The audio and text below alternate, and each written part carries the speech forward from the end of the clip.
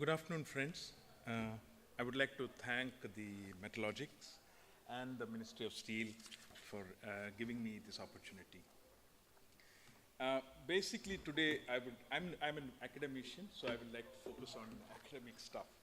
So what I've done is, I've focused on, largely steel sector's exports to world and imports from the world, and also try to address, also try to address the tariff-related challenges and non-tariff-related challenges which we face on a daily basis.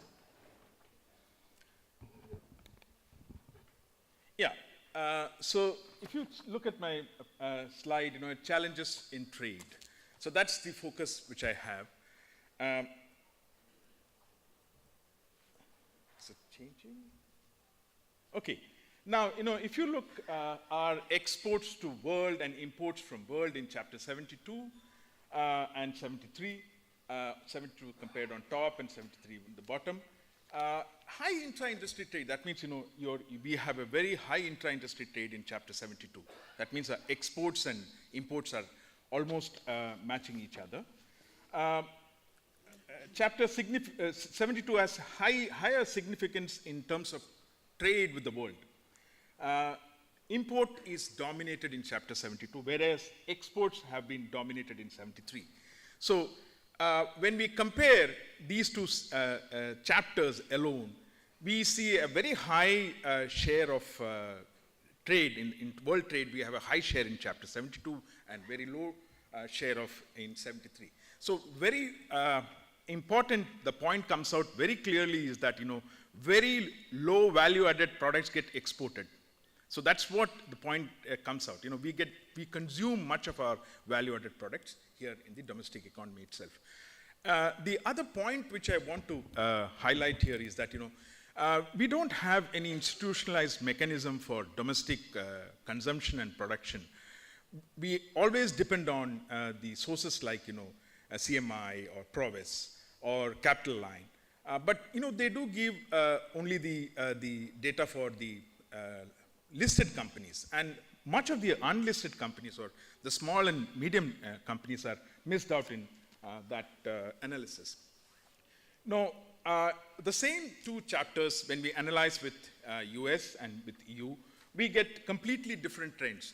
With US, we get, chapters 72 has low significance in trade, and so exports dominate in chapter 72 only up to 2088. Thereafter, there are no clear trends.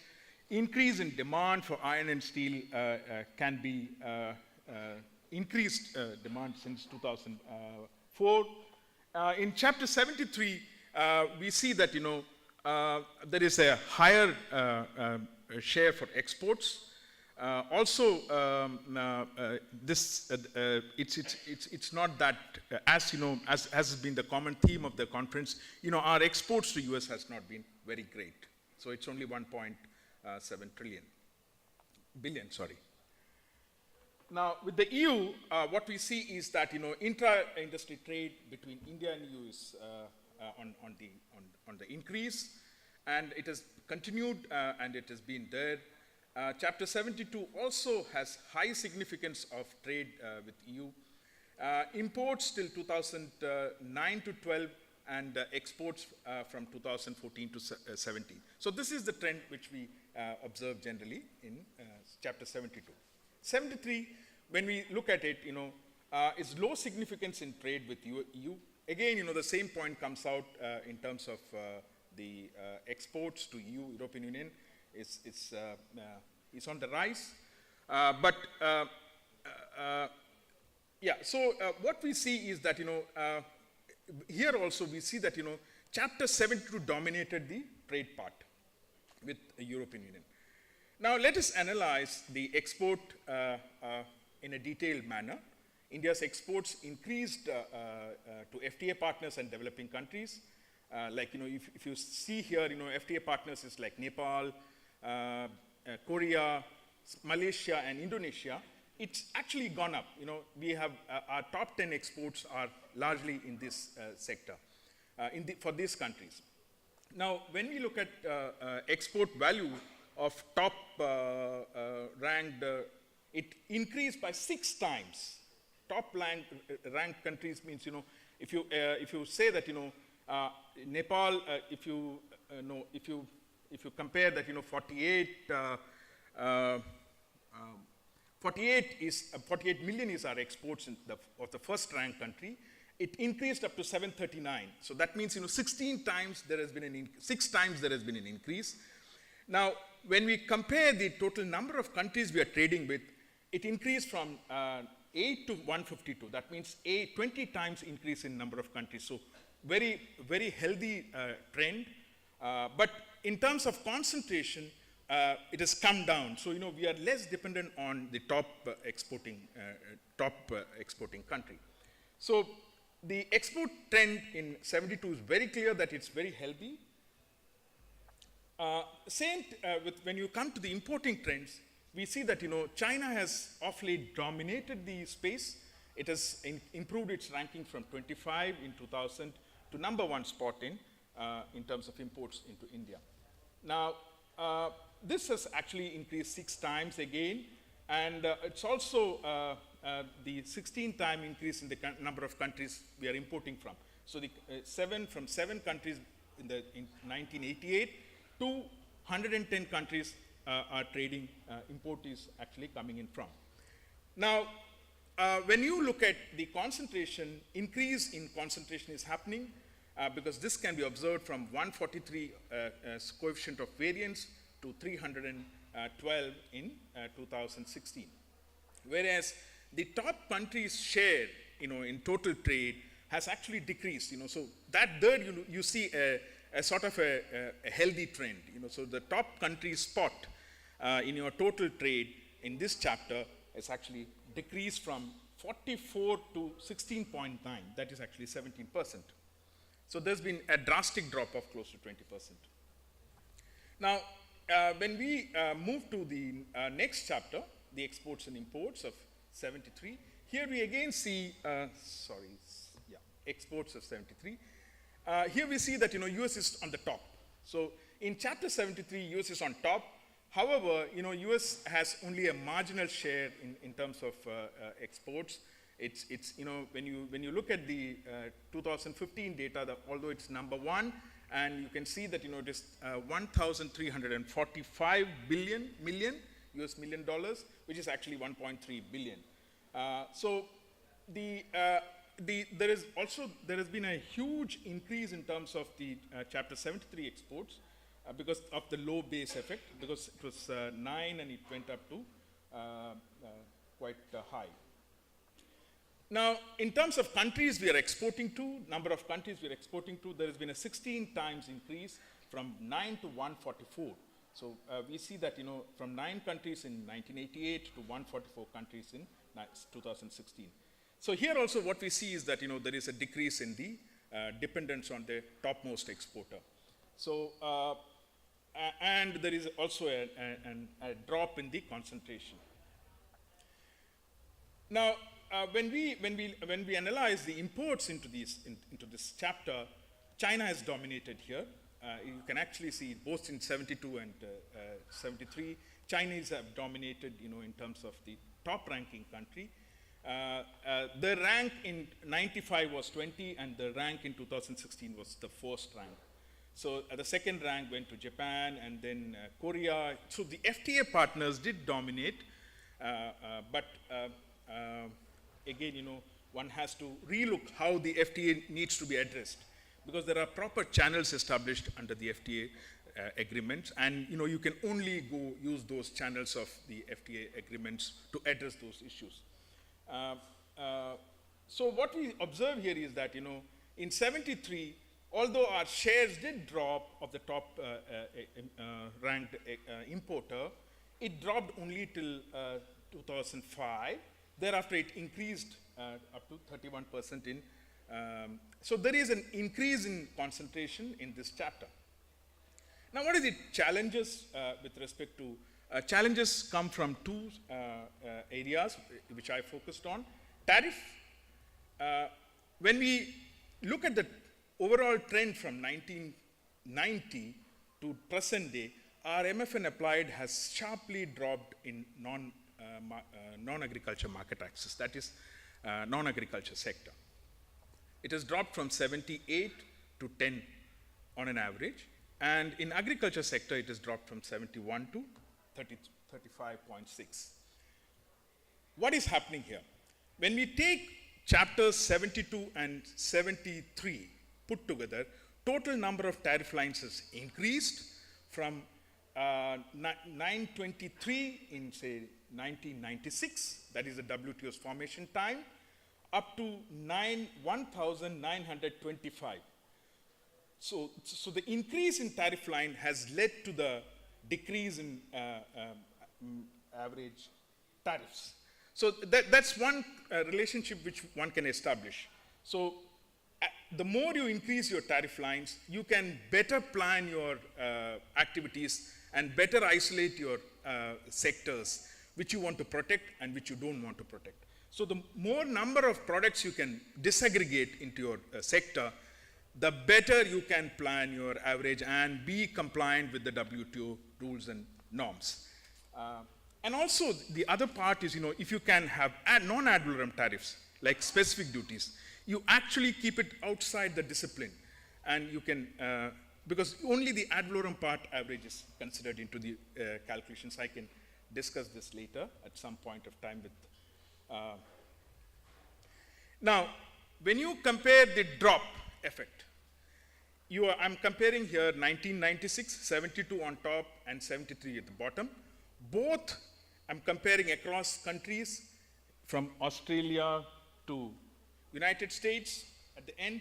So the Australia and United States had 5% in 73 and 4.2 in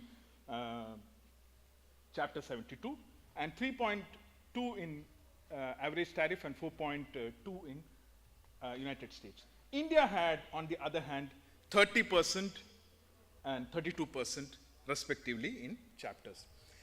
If you on your right hand side, you see the extent of drop in tariff protection. So what has happened is we dropped our tariff in chapter 72 up to 21 percentage points. That means the shock effect of tariff was the highest in India. Okay, so that is what I'm trying to bring out, and relatively lesser for other countries. Canada did drop, but 5%. Peru, you see, is the highest after us, and Thailand also dropped in one chapter, that is 73, which they dropped. Now, this is again a comparison how all this actually transpired over the years. So, on your extreme left is India's chapters 72 and 73, compared in blue dots chapter 72 and red dots 73. So you see, across all the countries, 73 chapter is always better protected than 72. So that's again another dimension which we see, when we look at value-added products, they're better protected than lesser value-added products. Now, this is again, bringing in the India's response to US tariff on 25% and 10%, 25% on steel and 10% on aluminum products. Now, we notified in June 2018 under section 12.5, and we notified the following 30 products in which additional tariffs were respectively mentioned here. So you can actually, this was in response. We waited for quite some bit, quite some time, and then we looked at other countries' responses, and we notified this in June 2018.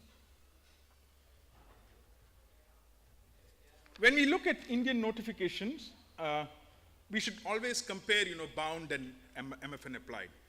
We have sufficient leg room here when we compare India's notifications. Okay, because the gap between the bound and applied is huge.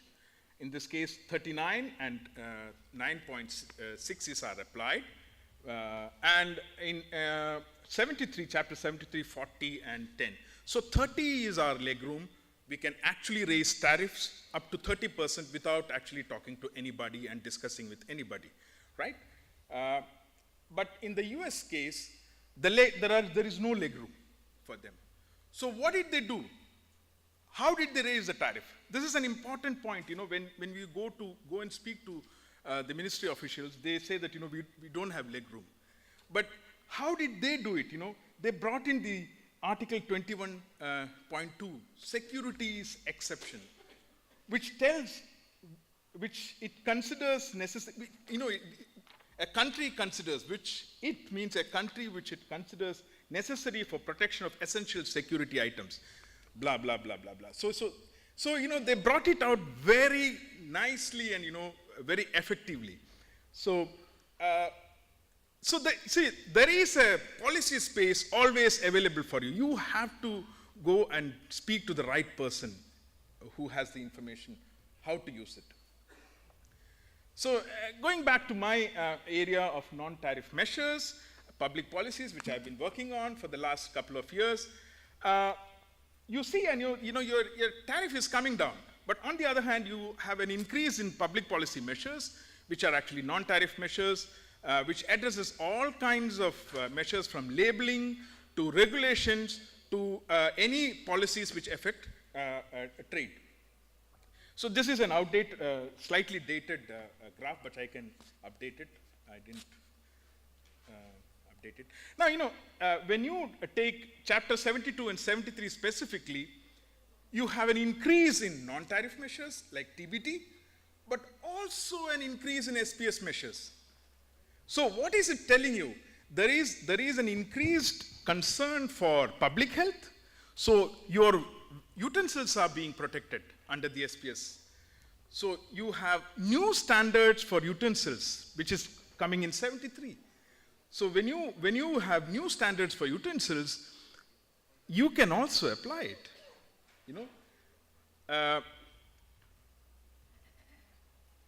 And also, deviations from international standards is the norm of the day. The more you deviate, how to identify deviations is actually to look at your own domestic technology. Your technology should be identified, and that should be made as benchmark at BIS and should be notified. So that could be, so the critical aspect is that technology which you identify should be acceptable to all domestic producers, which means that you should have a technology which is nationally applicable. So all your domestic producers should be consenting with that technology, whatever you have. Now this is a list of urgent notifications. Today's norm was urgency to protect steel sector. So the number of urgent notifications to the WTO has been 33 in number, and the countries listed is Peru has 1, India has 1 BIS notification of. Okay, I'm done. So you have urgency need also going up, and this is now. How did these three countries behave? Developing country, LDCs, and developed countries. So, you see developed countries are using more protection for environment and energy conservation. So developed countries are using 19% of their notifications under this garb in chapters 72 and 73. Now, whereas, developing countries are protecting only human health and safety. Now, we all know that, sharp drop in tariff protection, bound and applied, raising non-tariff measures like TBT, raising international deviation is the norm of the day. Thank you.